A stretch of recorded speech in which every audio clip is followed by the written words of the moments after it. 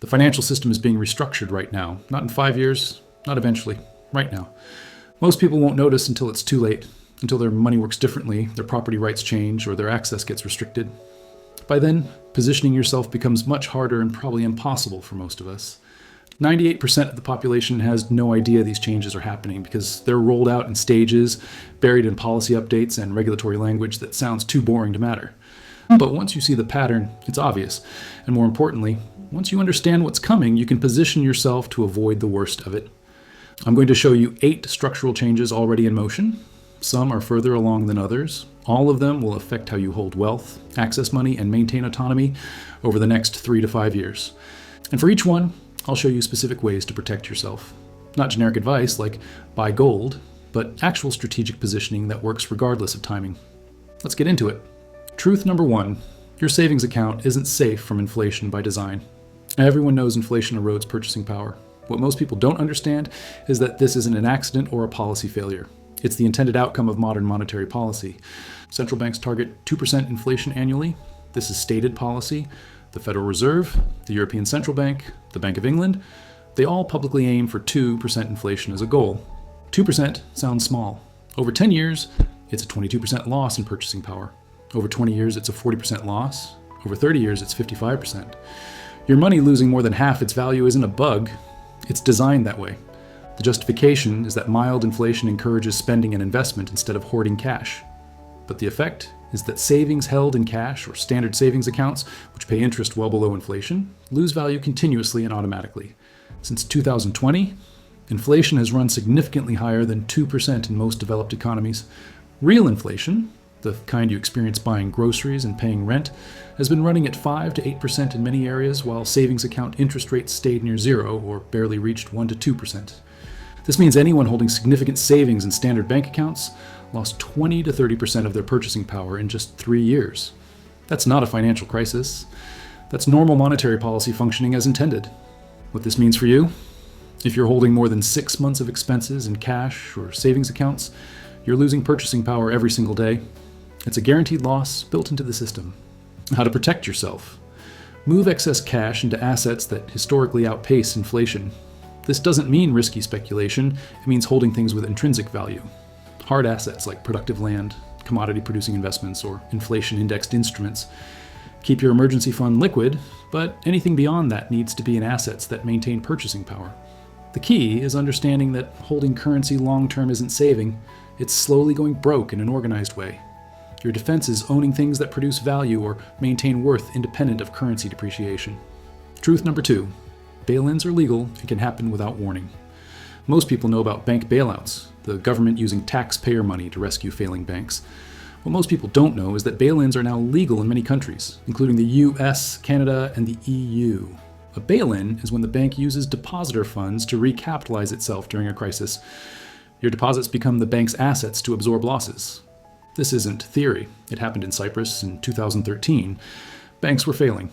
Instead of a government bailout, depositors with over 100,000 euros in accounts lost up to 47.5% of their deposits.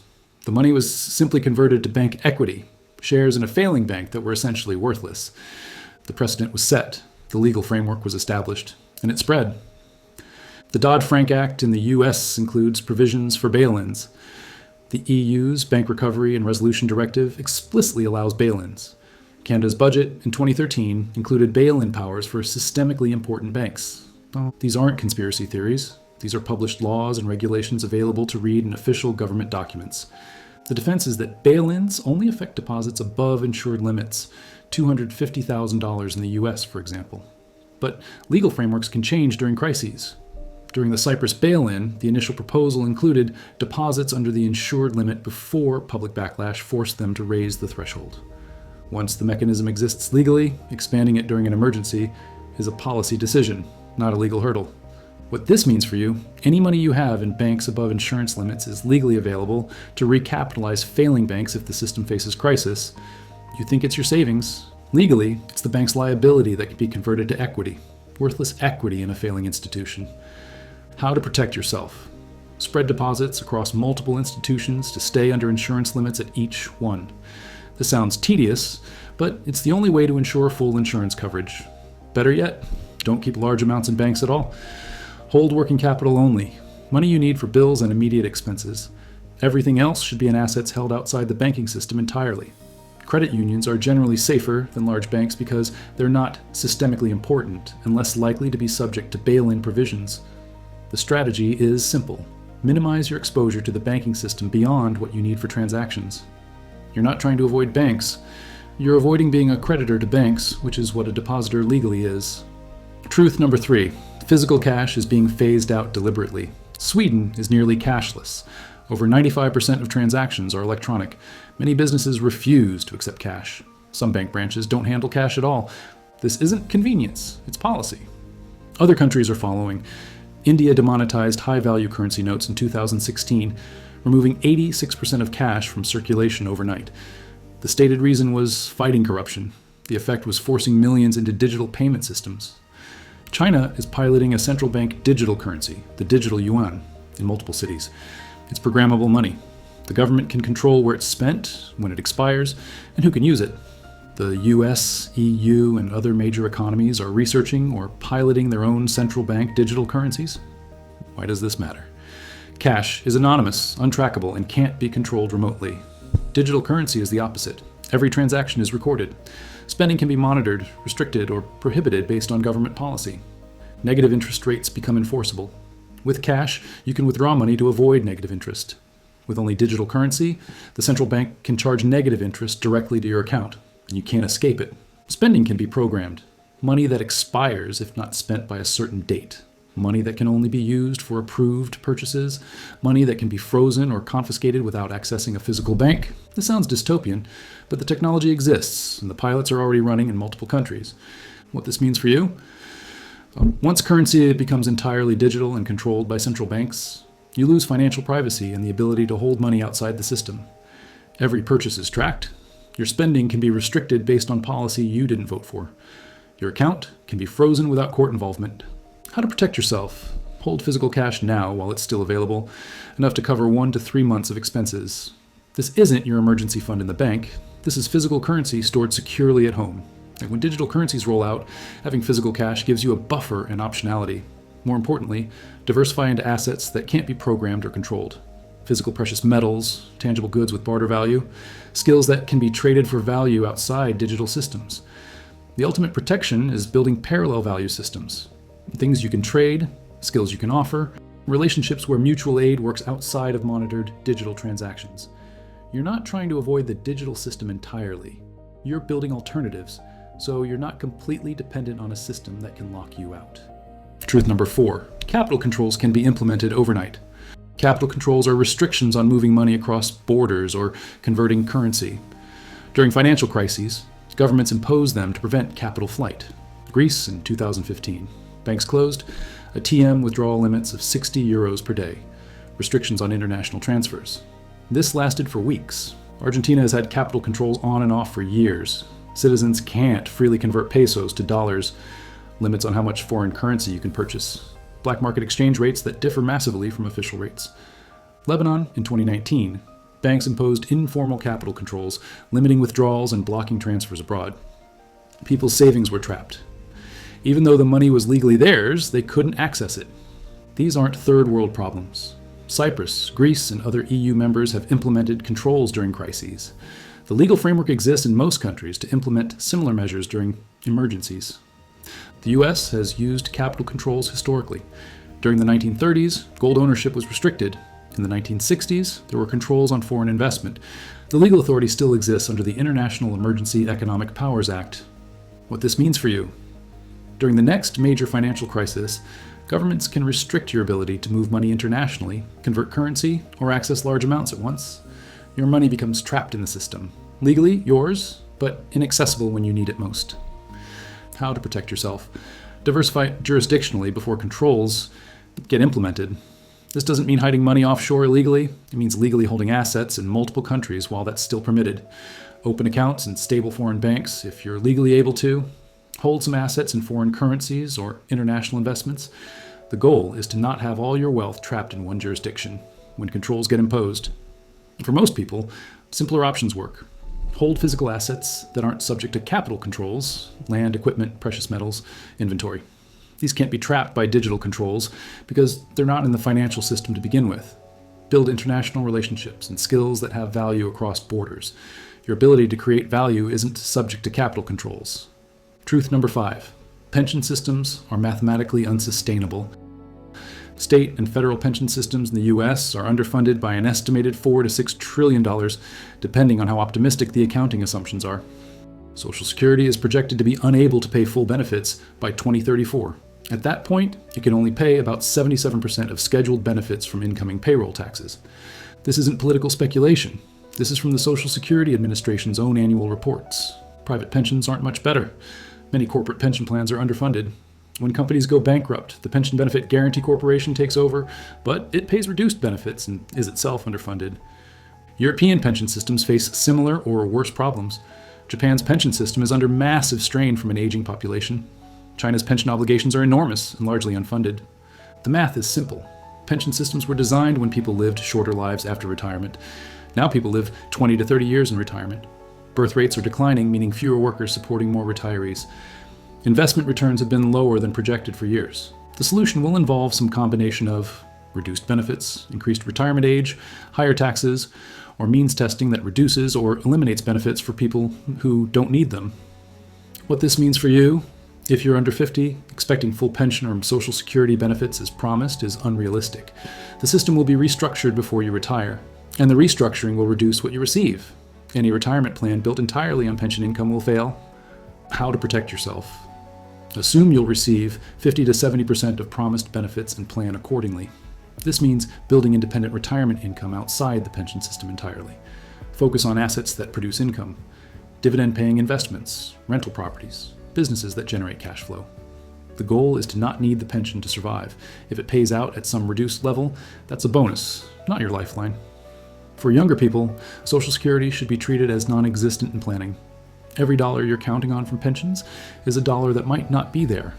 Build your retirement on assets you control, not promises from insolvent systems. This sounds harsh, but planning for disappointment means you're protected when restructuring happens. Truth number 6. Your brokerage account isn't as secure as you think. When you buy stocks, bonds, or ETFs through a brokerage, you don't own the assets directly in most cases. You own a claim on assets held in street name by the brokerage or its custodian. This matters during insolvency. If a brokerage fails, the Securities Investor Protection Corporation, SIPC, insures accounts up to $500,000 with a $250,000 limit for cash. Sounds safe, right? But SIPC isn't like FDIC insurance for banks. It protects against brokerage fraud or failure, not against market losses. And it has limits. In 2008, when Lehman Brothers collapsed, the bankruptcy proceedings took years. Customers with assets over the insurance limits faced losses. Some got their holdings back eventually. Some didn't get full value. The process was slow and complex. More concerning, SIPC has about $4 billion in reserves. If multiple large brokerages failed simultaneously, which could happen in a systemic crisis, that reserve would be inadequate to cover all claims. The legal structure of securities ownership has become so complex that, in some cases, multiple parties have claims on the same underlying assets. This is called rehypothecation, the practice of using clients' assets as collateral for the brokerage's own borrowing. What this means for you, in a systemic financial crisis affecting multiple brokerages, your holdings may be tied up in legal proceedings for years, partially lost, or subject to haircuts. The insurance exists, but has limits that could be overwhelmed. You might own stocks on paper, but accessing that value during crisis becomes complicated. How to protect yourself? Diversify across multiple brokerages to spread risk. Use direct registration for stocks you plan to hold long term. Just put shares in your name instead of street name, removing the intermediary risk. For significant holdings, consider holding physical certificates if the company still issues them, or use transfer agents to hold shares directly. The goal is reducing counterparty risk, the risk that the brokerage fails and takes your assets with it. Also, don't keep large cash balances in brokerage accounts. The cash isn't invested, and it's subject to lower insurance limits. Move it to insured bank accounts or invest it. Your defense is understanding that you don't actually own the stocks in your brokerage account the way you think you do. You own a claim that's only as good as the brokerage's solvency. Truth number 7, the everything bubble. Will eventually pop, and no one knows the trigger.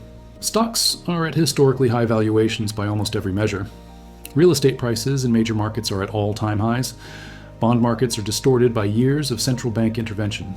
Debt levels, government, corporate, and consumer, are at record highs globally. This is called an everything bubble. When interest rates were near zero for years and central banks printed trillions in new currency, all asset prices inflated together. The problem? Bubbles don't deflate gradually, they pop. And when everything is in a bubble simultaneously, there's no safe place to hide in traditional assets. Some people point to warning signs: inverted yield curves, declining real wages, commercial real estate problems, bank stress. Others say the system can continue indefinitely, because central banks will always intervene. Both might be right at different times. The bubble could persist for years with central bank support. Or it could pop next month from an unexpected trigger: a bank failure, a geopolitical event, a debt crisis in an unexpected country. The 2008 crisis was triggered by subprime mortgages, a relatively small part of the overall financial system. But because the system was so interconnected and leveraged, the small problem cascaded into a global crisis. Today's system is more interconnected and more leveraged than 2008, and the trigger could be anything. And the cascade could be faster because of electronic trading and global integration. What this means for you? We're in the longest period of asset price inflation in modern history. When it reverses, not if, when, the correction will be severe. Being positioned entirely in inflated assets means you'll experience the full downside with no protection. How to protect yourself? This is tricky because you can't time the pop, but you can reduce exposure to obvious bubbles. Don't chase assets at all-time highs. Hold cash or cash equivalents as a percentage of your portfolio, not as your only holding, but as dry powder to deploy when assets go on sale. Focus on assets with intrinsic value: businesses with real earnings, real estate with rental income, commodities with actual demand. Avoid speculative assets with no underlying value or income. The strategy isn't to get out of everything, it's to be selective and maintain balance. When the bubble pops, having cash available means you can buy quality assets at distressed prices while others are forced to sell. That's how wealth transfers happen. Your protection is positioning, so you're a buyer during the panic, not a forced seller. Truth number 8. Owning land will become impossible for most people, and governments are already taking it back. The traditional path to security used to be simple: buy a house, own some land, grow your own food if things get bad. That escape hatch is closing fast. Housing prices have detached completely from incomes. In the 1970s, the median home price in the US was roughly 2 to 3 times median household income. By 2020, it was 5 to 6 times. In many markets, Vancouver, Toronto, San Francisco, Sydney, it's 10 to 15 times. This isn't a temporary bubble, it's structural. Investment firms are buying entire neighborhoods. BlackRock, Invitation Homes, and other institutional investors are purchasing single-family homes as rental properties, converting ownership housing stock into permanent rentals. The World Economic Forum's "You'll own nothing and be happy" statement wasn't a conspiracy theory. It was in their actual promotional materials for 2030 predictions. The model is subscription-based living. You rent your home, lease your car, subscribe to everything. Ownership becomes exclusive to the wealthy. Canada is further along in making this impossible. British Columbia in particular. Under reconciliation agreements and the UN Declaration on the Rights of Indigenous Peoples, UNDRIP, provincial and federal governments are transferring land back to Indigenous bands. This sounds reasonable as rectifying historical wrongs, and in many cases it is. But the implementation is creating a situation where private property that people bought and paid for decades ago is being reassigned. In some BC communities, entire subdivisions built on land that was legally sold by the government 50 to 70 years ago are now being claimed back. Homeowners who've been paying mortgages and property taxes for decades are discovering their land title is being questioned or invalidated. Some are being told their property will revert to band control. Others are facing situations where renewal of land leases, which they thought they owned outright, is being denied or priced prohibitively. This isn't isolated. It's happening across BC and other provinces. Squamish Nation in Vancouver recently reclaimed land with existing developments. Musqueam territory claims cover parts of the Vancouver metro area where people have owned homes since the 1950s. The legal framework prioritizes Indigenous land rights over existing private property titles when there's a conflict. This means land you thought you owned, with a deed, a mortgage, and decades of tax payments, can be reclaimed under treaty negotiations you had no part in. The government's position is that these are edge cases, and most private property is secure. The reality on the ground is that thousands of property owners are in legal limbo, unable to sell, refinance, or even confirm long-term ownership. Meanwhile, new land purchases are increasingly impossible anyway, due to price. The median household in Canada cannot afford the median home in any major city. Saving for a down payment takes 20 to 30 years at current prices and wages. By the time you save it, prices have increased beyond reach again. The same pattern is happening in the US, UK, Australia, and New Zealand. Housing has been financialized, turned into an investment asset class rather than shelter. And once institutional investors control significant percentages of housing stock, they have incentive to keep prices high through restricted supply. What this means for you? The fallback plan of, I'll just buy some land and be self-sufficient if things collapse, isn't available to most people anymore. Land is either unaffordable, or in some jurisdictions, your property rights can be retroactively invalidated. The traditional escape route is closing. How to protect yourself? If you can still afford land, buy it now in areas with clear, stable property rights. Avoid jurisdictions with legal uncertainties around land claims or policies that could retroactively change ownership. Consider rural areas where prices haven't completely detached from local incomes. I personally love rural land, and rural life is wonderful. If you already own property, understand your actual legal status. Do you have fee simple ownership, or is it leasehold? Are there potential claims on your land? Document everything. For those priced out entirely, focus on building skills and resources that don't require land ownership. Portable skills, knowledge, networks. Develop relationships with people who do have land and could provide access through partnership or labor exchange. The protection isn't necessarily owning land yourself. It's having access to productive land through relationships, skills or arrangements that don't require six-figure capital. Urban gardening, community plots, and partnerships with rural landowners all provide food security without requiring ownership. Your goal is resilience and food production capability, not necessarily a deed in your name. These 8 truths aren't predictions. They're already happening. Some are further along than others, but all of them are in motion right now. The difference between people who get crushed by financial resets and people who navigate them successfully isn't luck. It's positioning. It's understanding what's coming and adjusting before the majority figures it out.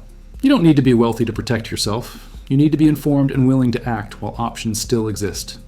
Every strategy I showed you is accessible to regular people right now. Diversifying assets, reducing bank exposure, holding physical alternatives, building skills and relationships. The window is still open, but it's closing. The further along these changes get, the harder it becomes to position yourself effectively. Start with one thing this week. Pick the truth that applies most to your situation and take one action to reduce your exposure. Next week, pick another. Within a few months, you'll be positioned better than 95% of people who are still operating like the system will never change. If this showed you something you weren't aware of, subscribe. I'll keep breaking down what's actually happening in the financial system and how to position yourself before the crowd catches on.